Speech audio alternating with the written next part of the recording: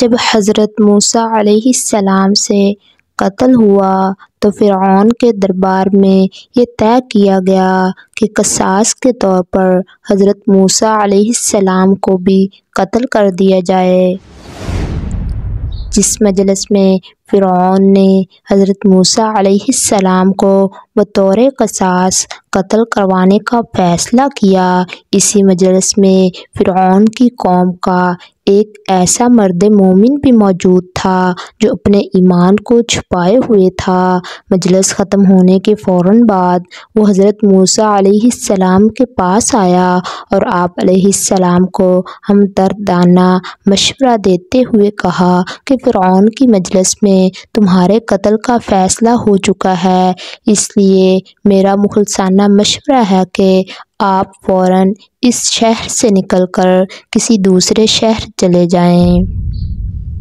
حضرت موسیٰ علیہ السلام اپنے قتل کی سازش کی اطلاع ملتے ہی چھپتے چھپاتے مصر سے مدائن کی طرف نکل پڑے تاکہ کہیں فرعون آپ علیہ السلام کو قتل نہ کروا دے۔ سفر کے دوران آپ علیہ السلام اللہ تعالیٰ سے ظالموں کے ظلم سے نجات مانگتے جا رہے تھے، یہاں تک کہ آپ علیہ السلام مدائن کے علاقے میں پہنچ گئے۔ حضرت موسیٰ علیہ السلام مصر سے چل کر مدائن کے علاقے میں پہنچے تو دیکھا کہ ایک کنویں پر لوگ اپنے جانوروں کو پانی پلا رہے ہیں اور دو لڑکیاں اپنی بکریوں کو پانی پلانے کی بجائے انہیں دور ہٹا رہی ہیں۔ آپ علیہ السلام ہمدردی کے جذبے سے ان کے پاس گئے اور پوچھا، تمہارا کیا معاملہ ہے؟ تم اپنی بکریوں کو پانی پلانے کی بجائے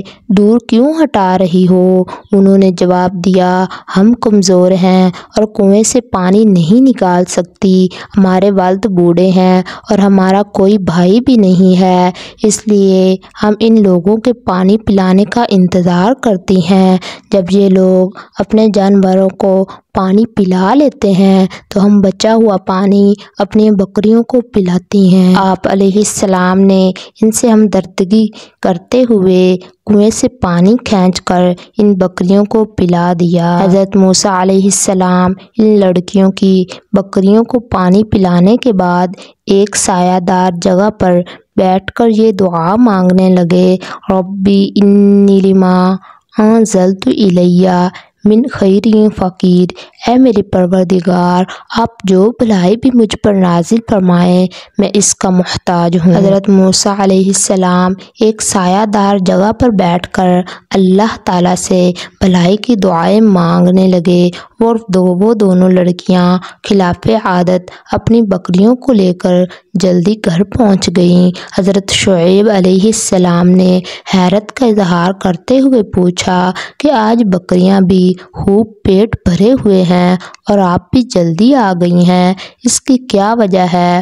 انہوں نے پورا واقعہ اپنے والد کو سنایا تو حضرت شعیب علیہ السلام نے دونوں لڑکیوں میں سے ایک کو بھیجا کہ اس نوجوان سے کہو کہ میرے والد تمہیں تمہاری مزدوری دینے کے لیے بلا رہے ہیں۔ آپ علیہ السلام جب حضرت شعیب علیہ السلام کے پاس پہنچے اور انہیں اپنا پورا واقعہ سنایا تو انہوں نے آپ علیہ السلام کو تسلی دی اور کہا کہ آپ پرامن ہو جائیے، آپ ظالم قوم سے نجات پا چکے ہیں۔ پھر حضرت شعیب علیہ السلام نے آپ علیہ السلام کی شخصیت سے متاثر ہو کر آپ علیہ السلام کو اپنی بیٹیوں میں سے ایک کے ساتھ اس شرط پر نکاح کی پیشکش کی کہ آپ 8 سال تک میرے ہاں خدمت کریں۔ آپ علیہ السلام نے اس شرط کو قبول فرماتے ہوئے حضرت شعیب علیہ السلام کی ایک بیٹی سے نکاح کر لیا۔ جب حضرت شعیب علیہ السلام کے ہاں ملازمت کرتے ہوئے 10 سال پورے ہو گئے تو حضرت موسیٰ علیہ السلام کو اپنے وطن جانے کا شوق پیدا ہوا، چنانچہ آپ علیہ السلام اپنی بیوی اور محنت مزدوری کر کے اکٹھی کی ہوئی بکریوں کو ساتھ لے کر مصر کی جانب چل دیے۔ آپ علیہ السلام جب رات کے وقت طور پہاڑ کے قریب پہنچے تو موسم سرما کی سردی اور اندھیری رات میں راستہ بھٹک گئے اور بالکل طور پہاڑ کے دامن میں پہنچ گئے۔ وہاں آپ علیہ السلام نے دیکھا کہ پہاڑ کی جانب سے روشنی آ رہی ہے۔ آپ علیہ السلام یہ سمجھے کہ شاید وہاں کچھ لوگ ہیں جنہوں نے آگ جلا رکھی ہے۔ آپ علیہ السلام نے اپنی بیوی سے کہا، تم یہیں ٹھہرو، میں وہاں سے راستہ معلوم کر کے یا کم سے کم گرمی پچھانے کے لیے کچھ آگ لے کر آتا ہوں۔ جب آپ علیہ السلام وہاں پہنچے تو معاملہ ہی کچھ اور تھا۔ وہ جگہ تو اللہ تبارک و تعالیٰ کے نور کی تجلی کی وجہ سے نور کا ایک ٹکڑا بنی ہوئی تھی، جس کے دائیں جانب ایک درخت کے درمیان سے آواز آئی، اے موسیٰ، میں ہی اللہ ہوں جو پوری کائنات کو پالنے والا ہوں۔ حضرت موسیٰ علیہ السلام جب طور پہاڑ کے قریب پہنچے تو اللہ رب العزت نے آپ علیہ السلام کو اپنا نبی منتخب فرما لیا اور آپ علیہ السلام پر اپنی وحی کا نزول شروع کر دیا۔ فرمان الہی ہے، اے موسیٰ، بے شک میں ہی اللہ ہوں، میرے سوا کوئی معبود نہیں، بس میری ہی عبادت کرو اور میری یاد کے لیے نماز قائم کرو۔ اللہ سبحانہ تعالیٰ نے حضرت موسیٰ علیہ السلام کو اپنا رسول منتخب کرنے کے بعد آپ علیہ السلام کو نبوت و رسالت کے ثبوت کے لیے معجزے عطا کیے۔ اللہ تعالیٰ نے پوچھا، اے موسیٰ، تمہارے دائیں ہاتھ میں کیا ہے؟ موسیٰ علیہ السلام نے جواب دیا، یہ میری لاٹھی ہے، میں اس پر ٹیک لگاتا ہوں، اس سے اپنی بکریوں کے لیے درختوں سے پتے جھاڑتا ہوں اور اس میں میرے لیے اور بھی بہت سے فوائد ہیں۔ اللہ نے فرمایا، اے موسیٰ، اسے ہاتھ سے نیچے پھینک دو۔ پھر جب موسیٰ علیہ السلام نے اسے نیچے پھینک دیا تو وہ فوراً سانپ بن کر دوڑنے لگی۔